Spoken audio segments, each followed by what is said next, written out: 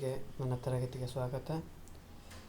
ಇವತ್ತಿನ ತರಗತಿಯಲ್ಲಿ ನಾವು ಆರೋಗ್ಯ ಶಿಕ್ಷಣದ ಸಮುದಾಯ ಆರೋಗ್ಯದ ಬಗ್ಗೆ ತಿಳಿದುಕೊಳ್ತಾ ಹೋಗೋಣ ಮತ್ತು ಚರ್ಚೆ ಮಾಡ್ತಾ ಹೋಗೋಣ. ಇಲ್ಲಿ ನಾನು ಪ್ರಮುಖವಾಗಿ ಅಂಶಗಳನ್ನು ಮಾತ್ರ ಚರ್ಚೆ ಮಾಡ್ತಾ ಹೋಗ್ತೀನಿ.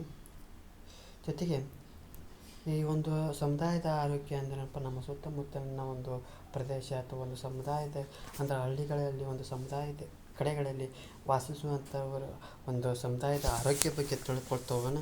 ಒಂದನೇದು ತ್ಯಾಜ್ಯ ನಿರ್ವಹಣೆ ಅಂದರೆ ಕಸದ ವಿಲೇವಾರಿ ಅಥವಾ ಒಂದು ತ್ಯಾಜ್ಯ ನಿರ್ವಹಣೆಯನ್ನು ನೋಡ್ತಾ ಹೋಗೋಣ. ಪ್ರತಿ ಸಮುದಾಯ ಅಥವಾ ಮನೆ ಅಥವಾ ಕಟ್ಟಡ ವಿವಿಧ ರೀತಿಯ ತ್ಯಾಜ್ಯಗಳನ್ನು ಉತ್ಪಾದನೆ ಮಾಡ್ತಾ ಹೋಗ್ತಾರೆ. ಆ ಉತ್ಪಾದನೆ ಮಾಡ್ತಾವಂಥ ಸಂದರ್ಭದಲ್ಲಿ ಅವು ಯಾವ ರೀತಿ ಎರಡು ರೀತಿಯಲ್ಲಿ ಉತ್ಪಾದನೆ ಆಗ್ತವೆ. ಒಂದು ದ್ರವ ಪದಾರ್ಥಗಳ ತ್ಯಾಜ್ಯ ವಸ್ತುಗಳು, ಎರಡನೇದು ಘನ ಪದಾರ್ಥಗಳ ತ್ಯಾಜ್ಯ ವಸ್ತುಗಳನ್ನು ನಾವು ನೋಡ್ತಾ ಹೋಗ್ತೀವಿ. ಈ ದ್ರವ ಪದಾರ್ಥಗಳ ತ್ಯಾಜ್ಯ ವಸ್ತುಗಳು ಯಾವಪ್ಪ ಅಂದ್ರೆ ನೀರುಪಯೋಗಿ ವಸ್ತುಗಳು, ಅಂದರೆ ನೀರನ್ನು ಉಪಯೋಗಿಸಿ ಅವುಗಳನ್ನು ಬಿಡಬಹುದಂಥ. ಜೊತೆಗೆ ಮೂತ್ರ ಮಲವನ್ನು ನೋಡ್ತಾ ಹೋಗ್ತೇವೆ. ಜೊತೆಗೆ ಘನ ಪದಾರ್ಥಗಳ ತ್ಯಾಜ್ಯ ವಸ್ತುಗಳು ಏನಪ್ಪ ಅಂದ್ರೆ ವಸತಿ ಗೃಹಗಳು, ವಾಣಿಜ್ಯ, ಕೈಗಾರಿಕೆ, ಗಣಿಗಾರಿಕೆ ಮತ್ತು ಕೃಷಿ ಚಟುವಟಿಕೆ ವಿಸರ್ಜನೆಗೊಂಡ ಯಾವುದೇ ಅನಗತ್ಯವಾದ ಮತ್ತು ವಸ್ತು ಪರಿಸರ ಸಮಸ್ಯೆಗೆ ಕಾರಣವಾಗುವುದನ್ನು ಘನ ತ್ಯಾಜ್ಯವನ್ನು ಕರ್ತಾ ಹೋಗ್ತಾರೆ. ಇವುಗಳನ್ನು ಡಬ್ಬ, ಬುಟ್ಟಿ, ಇನ್ನೂ ಅನೇಕ ರೀತಿಯಲ್ಲಿ ನಾವು ನೋಡ್ತಾ ಹೋಗ್ತೀವಿ. ಜೊತೆಗೆ ಈ ಒಂದು ನಮ್ಮ ಪರಿಸರ ಕಂಡುಬರುವಂಥ ಘನ ರೂಪದ ಕಸಗಳು ಯಾವ ರೀತಿ ನಾವು ವಿಲೇವಾರಿ ಮಾಡಬೇಕಪ್ಪ ಅಂದ್ರೆ, ಒಂದನೇದು ಶೀಶೆಗಳಂತ ಬರ್ತಾವೆ. ಅಂದರೆ ಗಾಜಿನ ಬಾಟಲಿಗಳು ಆಗಿರ್ತಾವಲ್ಲ, ಅವುಗಳ ಶೀಶೆಗಳು ಅವನ್ನ ಏನು ಮಾಡ್ಬೇಕಪ್ಪ ಅಂದ್ರೆ ಅವಂದು ಯಾವ ರೀತಿ ಉಳಬೇಕು. ಯಾಕಪ್ಪ ಅಂದ್ರೆ ಇವನ್ನ ಸುಡೋಕ್ಕಾಗೋದಿಲ್ಲ ಮತ್ತು ಕಾಂಪೋಸಿಟ್ ಮಾಡೋಕ್ಕೂ ಸಾಧ್ಯ ಇಲ್ಲ. ಹೊಡೆದಪ್ಪ ಅಂದರೆ ಏನಕ್ಕಪ್ಪ ಅಂದ್ರೆ ಕಾಲಿಗೆ ಚುಚ್ಚಿ ಗಾಯವನ್ನು ಮಾಡ್ತಾ ಹೋಗ್ತವೆ.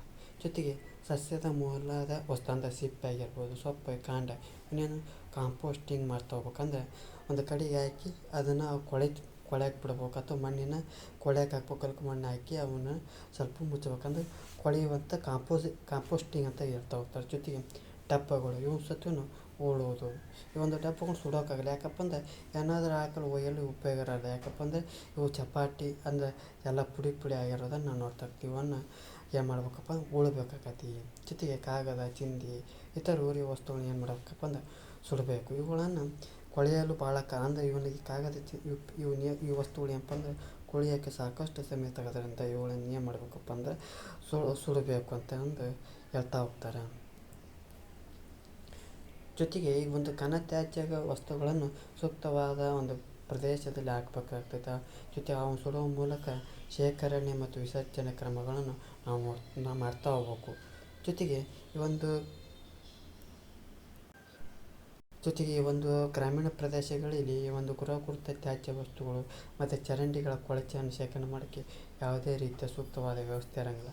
ಹಾಗಾಗಿ ಸಮರ್ಪಕವಾದ ಮತ್ತು ವೈಜ್ಞಾನಿಕ ವಿಧಾನದಿಂದ ಘನತ್ಯಾಜ್ಯ ವಸ್ತುಗಳನ್ನು ವಿಸರ್ಜನೆ ಮಾಡ್ತಾ ಹೋಗ್ಬೇಕು. ಜೊತೆಗೆ ಈ ಒಂದು ಕಸದ ವಿಸರ್ಜನೆಯಲ್ಲಿ ವ್ಯರ್ಥ ಪದಾರ್ಥವನ್ನು ವಿಂಗಡಣೆ ಮಾಡಿ ಅವುಗಳಂತಾದಂಥ ಸುಡಲಾಗದಂಥ ತ್ಯಾಜ್ಯ ವಸ್ತುಗಳನ್ನು ಕೆಳಭರ್ತಿಗಳು ಅಥವಾ ತೆಗ್ಗುಗಳು ತುಂಬ್ತಾ ಹೋಗ್ಬೇಕು. ಮತ್ತು ಸುಡಬಹುದಾದ ತ್ಯಾಜ್ಯ ವಸ್ತುಗಳನ್ನು ವಿಶೇಷವಾಗಿ ದಹನದ ಕುಂಡಗಳಲ್ಲಿ ಹಾಕಿ ಸುಡಬೇಕು. ಜೊತೆಗೆ ರೋಗಕಾರಕ ಜೈವಿಕ ವಸ್ತುಗಳನ್ನು ನಾಶ ಮಾಡ್ತಾ ಹೋಗಬೇಕು ಅಂತಂದು ಹೇಳ್ತಾ ಹೋಗ್ತಾರೆ. ಈ ರೀತಿಯಾಗಿ ಘನರೂಪದ ಕಸವನ್ನು ಈ ರೀತಿ ವಿಲೇವಾರಿ ಮಾಡಬೇಕು. ಜೊತೆ ಈ ಒಂದು ಚಿತ್ರಣವನ್ನು ನೋಡಿದರೆ ಅರ್ಥ ಮಾಡ್ಕೋಬೋದು. ಹಾಗಾದರೆ ದ್ರವ ತ್ಯಾಜ್ಯಗಳ ನಿರ್ವಹಣೆ ಯಾವ ರೀತಿ ಮಾಡಬೇಕಪ್ಪ ಅಂದರೆ ಒಳಚರಂಡಿ ನೀರು ಅಂತ ಕರ್ತಕ್ಕಂಥ ಹರಿಯುವ ಒಂದು ಕೊಚ್ಚೆ ನೀರಾಗಿರ್ಬೋದು, ಡೆಟರ್ಜೆಂಟ್ಗಳಾಗಿರ್ಬೋದು ಅಥವಾ ವಾಣಿಜ್ಯ ಅಥವಾ ವಾಸಗೃಹದ ಮೂಲಗಳಿಂದ ಅನೇಕ ಜೈವಿಕ ಮತ್ತು ಅಜೈವಿಕ ಮಾಲಿನ್ಯಕಾರಕಗಳನ್ನು ಒಳಚರಂಡಿ ಅಂತ ಕರ್ತವೆ. ಅಂದರೆ ಚರಂಡಿಯ ನೀರು ಅಂತ ಕರ್ತವೆ. ಇವು ಗೃಹಕೃತ ಅಂದರೆ ಮನೆಯ ಒಂದು ದಿನನಿತ್ಯದಂಥ ವಸ್ತುಗಳ ಬಳಕೆಯಿಂದ ಬರುವಂಥ ತ್ಯಾಜ್ಯ ವಸ್ತುಗಳಾಗಿರ್ತವೆ. ಮತ್ತು ಈ ಚರಂಡಿ ಕೊಳಚೆಗಳನ್ನು ಯಾವುದೇ ಶೇಖರಣೆ ಮಾಡೋಕ್ಕಾಗಲಿ ಅಥವಾ ವಿಸರ್ಜಿಸುವ ಯಾವುದೇ ಸೂಕ್ತವಾದ ವ್ಯವಸ್ಥೆ ಇರೋಂಗಿಲ್ಲ. ಹೀಗಾಗಿ ಮತ್ತು ಚರಂಡಿ ಕೊಳಚೆ ಸಂಸ್ಕರಣಾ ಘಟಕಗಳನ್ನು ಕೈಗಾರಿಕಾ ಅಥವಾ ನಗರ ವಲಯಗಳಿಂದ ಹರಿಯುವ ಕಲುಷಿತ ನೀರನ್ನು ಅವುಗಳನ್ನು ಸಂಸ್ಕರಿಸಿ ಮತ್ತು ಅವುಗಳನ್ನು ಸಂಸ್ಕರಿಸಿದ ನಂತರ ಅವು ನೀರಾವರಿಗೆ ಬಳಸುವುದನ್ನು ನಾವು ಮಾಡ್ತಾ ಹೋಗ್ಬೇಕು. ಜೊತೆಗೆ ಆ ಒಂದು ವಿಧಾನವನ್ನು ಈ ಚಿತ್ರದ ಮೂಲಕ ನಾವು ನೋಡ್ತಾ ಹೋಗ್ತೀವಿ. ಆ ಒಂದು ಚಿತ್ರದ ಮೂಲಕ ಆ ಒಂದು ದ್ರವ ತ್ಯಾಜ್ಯಗಳ ನಿರ್ವಹಣೆ ಮಾಡ್ತಾ ಹೋಗ್ತೀವಿ. ಜೊತೆಗೆ ಒಳಚರಂಡಿಯನ್ನು ಸಂಸ್ಕರಣಾ ಘಟಕವನ್ನು ನಾವು ನೋಡ್ತಾ ಹೋಗ್ತೀವಿ. ಜೊತೆಗೆ ಈ ಒಂದು 3ನೇ ಪಾಯಿಂಟ್ ಬಾವಿಗಳ ಸ್ವಚ್ಛತೆಯನ್ನು ನೋಡ್ತಾ ಹೋಗ್ತೀವಿ. ನಮ್ಮ ಒಂದು ಹಳ್ಳಿ ಕಡೆಗಳಲ್ಲಿ ತೆರೆದ ಬಾವಿಗಳನ್ನು ನೋಡ್ತಾ ಹೋಗ್ತೀವಿ. ಇತ್ತೀಚಿನ ಒಂದು ಬೋರ್ವೆಲ್ ಅಂತ ಕರಿತೀವಿ, ಕೊಳವೆ ಬಾವಿ ಮೂಲಕ ಅನೇಕ ನೀರಾವರಿ ವ್ಯವಸ್ಥೆಯನ್ನು ನಾವು ನೋಡ್ತಾ ಹೋಗ್ತೀವಿ. ಜೊತೆಗೆ ತೆರೆದ ಬಾವಿ ಮತ್ತು ಕೊಳವೆ ಬಾವಿ ಅಂತಂದು ಎರಡು ವಿಧಗಳನ್ನು ನಾವು ನೋಡ್ತಾ ಹೋಗ್ತೀವಿ. ಬಾವಿಗಳ ಸುತ್ತಮುತ್ತಲು ಕೈಗಾರಿಕೆಗಳು ಎಲ್ಲದರದ್ದು ಸೂಕ್ತ. ಜೊತೆಗೆ ಬಾವಿಯನ್ನು ಉಪಯೋಗಿಸಿದ ವೇಳೆಯಲ್ಲಿ ಅದರ ಬಾಯಿಯನ್ನು ಅಥವಾ ಮರದ ಲೋಹದ ಅಲೆಗಿಂದ ಮುಚ್ಚಿಡಬೇಕು. ಅಂದ್ರೆ ನಾವೇನು ಬಾವಿಯನ್ನು ನೀರು ಸೇರಿದ ನಂತರ ಆ ಒಂದು ಬಾವಿಯನ್ನು ಯಾವುದಾದ್ರೂ ಒಂದು ಮರ ಅಥವಾ ಲೋಹದ ಅಲೆಗೆ ಮೂಲಕ ಮುಚ್ಚಬೇಕು. ಜೊತೆಗೆ ಯಾಕಪ್ಪ ಅಂದ್ರೆ ಆ ಕಸ ಕಟ್ಟಿ ಧೂಳು ಕೀಟಗಳು ನೀರಿನೊಳಗೆ ಬೀಳುವಂಗಿಲ್ಲ. ಜೊತೆಗೆ ಬಾವಿಯ ಸುತ್ತ ಏನು ಮಾಡಬೇಕಪ್ಪ, ಎತ್ತರವಾದಂಥ ಗೋಡೆಯನ್ನು ನಿರ್ಮಾಣ ಮಾಡಬೇಕು. ಜೊತೆಗೆ ಸಿಮೆಂಟಿನಿಂದ ಸ್ವಲ್ಪ ಎತ್ತರದ ಮನೆ ನಿರ್ಮಿಸಿ ಬಕೆಟ್ ನೀಡಲು ಸ್ವಚ್ಛತೆಯಾಗಿ ಮಾಡೋಕ್ಕೆ ಆ ನೀರನ್ನು ಮಲಿನವಾಗಲು ತಪ್ತಾ ಹೋಗ್ತದೆ. ಅಂದ್ರೆ ಸಿಮೆಂಟಿನಿಂದ ಒಂದು ಎತ್ತರದ ಮಟ್ಟಿಗೆ ಒಂದು ಮಣ್ಣಿನ ಅಂದ್ರೆ ಒಂದು ಕಟ್ಟಿ ನಿರ್ಮಿಸಿ ಆ ಬಕೆಟ್ ಇಡೋಕ್ಕೆ ಒಂದು ಜಾಗ ಮಾಡ್ಬೇಕು. ಅಂದ್ರೆ ಆ ಮೂಲಕ ನೀರು ಮಲಿನ ಗಲೀಜಾಗಲ್ಲ. ಜೊತೆಗೆ ಹೊರ ಚೆಲ್ಲಿದ ನೀರು ಹರಿದು ಹೋಗೋ ಒಂದು ಉತ್ತಮವಾದಂಥ ಒಂದು ಜಾಗ ವ್ಯವಸ್ಥೆ ಅಥವಾ ಒಂದು ದಾರಿಯನ್ನು ಮಾಡಿರಬೇಕು. ಜೊತೆಗೆ ಆ ಒಂದು ಸೊಳ್ಳೆಗಳು ವೃದ್ಧಿ ಆಗೋದನ್ನು ನಾವು ಕಡಿಮೆ ಮಾಡ್ತಾ ಹೋಗ್ತೀವಿ. ಈ ರೀತಿಯ ಮೂಲಕ ನಾವು ಬಾವಿಯ ಒಂದು ಚಿತ್ರಣವನ್ನು ನಾವು ನೋಡ್ತಾ ಹೋಗ್ಬೋದು. ಆ ಒಂದು ಮಣ್ಣಿಯನ್ನು ನೋಡ್ತಾ ಹೋಗ್ತೀವಿ, ಒಂದು ಹಲಿಗೆಯನ್ನು ನೋಡ್ತಾ ಹೋಗ್ತೀವಿ. ಜೊತೆಗೆ ಒಂದು ನೀರು ಹರಿಯುವಂಥ ಸಂದರ್ಭವನ್ನು ನಾವು ನೋಡ್ತಾ ಹೋಗ್ತೀವಿ. ಜೊತೆಗೆ ಕೆರೆಗಳ ಸ್ವಚ್ಛತೆಯನ್ನು ನೋಡ್ತಾ ಹೋಗ್ತೇವೆ. ನಮ್ಮದು ಕೆರೆ ನಮ್ಮ ಒಂದು ಹಳ್ಳಿಗಳು ಜಾಸ್ತಿ ಕೆರೆಗಳ ಮೂಲಕ ನೋಡ್ತಾ ಹೋಗ್ತೀವಿ.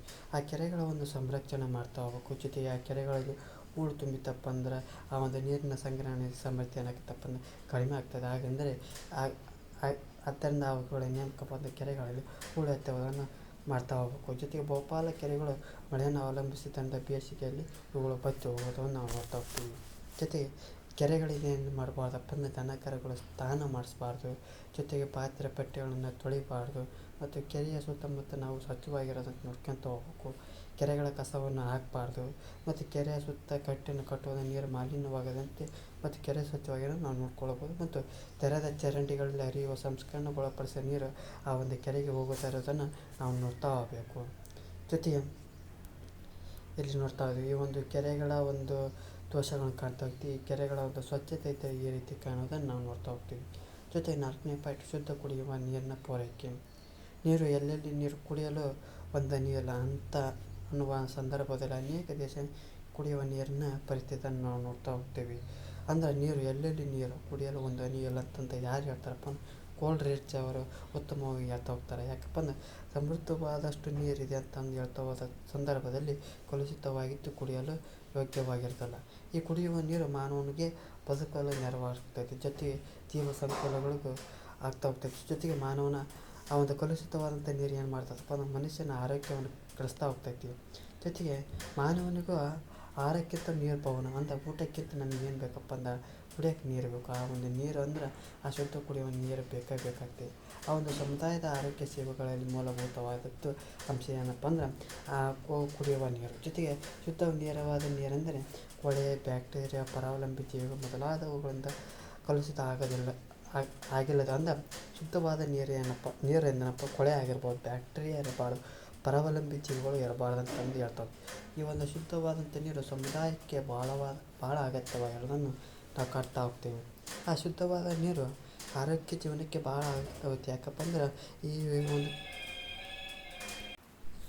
ಈ ಶುದ್ಧವಾದಂಥ ಕುಡಿಯುವ ನೀರು ನಮ್ಮ ದೇಶದ ಅನೇಕ ರೀತಿಯಲ್ಲಿ ಸಮಸ್ಯೆ ಇರೋದನ್ನು ನಾವು ಕಾಣ್ತಾ ಹೋಗ್ತೀವಿ. ಆ ಒಂದು ಶುದ್ಧವಾದಂಥ ನೀರು ಆ ಒಂದು ಉತ್ತಮವಾದಂಥ ಆರೋಗ್ಯವನ್ನು ನೀಡ್ತಾ ಹೋಗ್ತೈತಿ. ಈ ಶುದ್ಧವಾದ ನೀರು ಕೊರತೆ ಆದಪ್ಪ ಅಂದ್ರೆ ಅನಾರೋಗ್ಯದ ಸಮಸ್ಯೆಗಳನ್ನು ನಾವು ಕಾಣ್ತಾ ಹೋಗ್ತೀವಿ.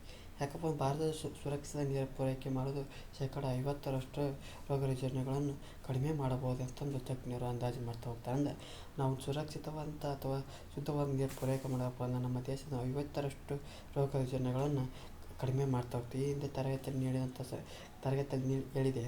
ಆ ನೀರಿನ ಮೂಲಕ ಅನೇಕ ಸಾಂಕ್ರಾಮಿಕ ರೋಗಗಳು ಬರೋದನ್ನು ನಾವು ನೋಡ್ತಾ ಹೋಗ್ತೇವೆ. ಹೀಗಾಗಿ ಶುದ್ಧವಾದ ನೀರು